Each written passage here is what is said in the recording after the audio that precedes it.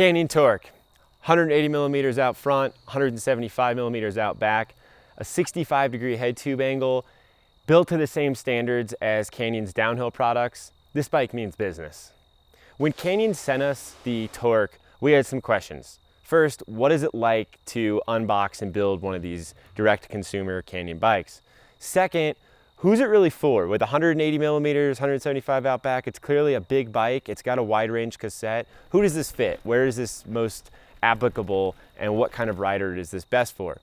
Third, what's the price savings? It's a big question, right? Well, let's start with the unboxing. I think anybody can build this bike. If you've ever done a tire change, if you have messed with taking a rear wheel off, for instance, you can build this bike. Now, does that mean you should? That's a whole other question. We'll get to that in a little bit. But in my experience, it took about 15 minutes to build the bike. If you're not experienced with a wrench at all, it might take you up to an hour. The most time-consuming part of building the bike was absolutely taking the packaging off. Beyond that, you just have to put the bar and stem on, put the dropper lever onto the bar, put the front wheel on, make sure the suspension is aired up to your weight, which for me it was, and put air in the tires. That's it, off you go. Now, the more tricky part is the tubeless conversion. That can take a little bit of trial and error if you've never done it. There's tons of great YouTube videos on it, not hard, and they include the tubeless valve stems in the box. Now, let's move on to price. That's the big question here, right? It's a direct-to-consumer bike. That means it's a lot cheaper, well, a little bit cheaper. When you compare it to a very similarly spec'd Nomad, which is a great comparison to this bike when considering use and travel, it's about $1,500 cheaper. That's a significant amount of money. Now, we decided to do this a little different and say, what can that $1,500 do for us in terms of having fun? So we looked at a map, picked a location, and decided, let's go have as much fun as that $1,500 would let us for a weekend. We chose Big Sky, and it was a blast.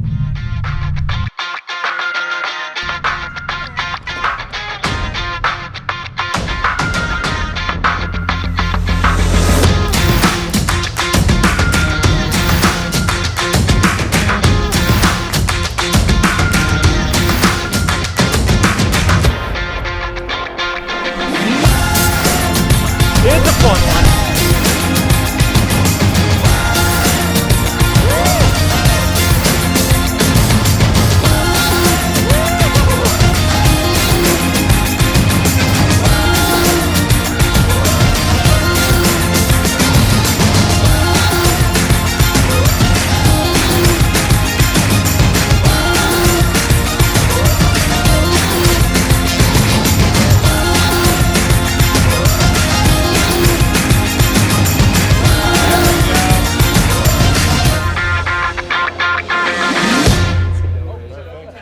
Okay, so after the Big Sky trip, which was incredibly fun, it was a great bike park for that bike, and we definitely had fun with our extracurricular activities as well. We had a lot more money left over, so the following weekend they were actually having a race. Went right back there and raced the bike in a enduro that was really fitting for the bike again. Like, that place is fairly raw, it's rugged. I burn through tires like every weekend, which is, you know, I don't do that too much.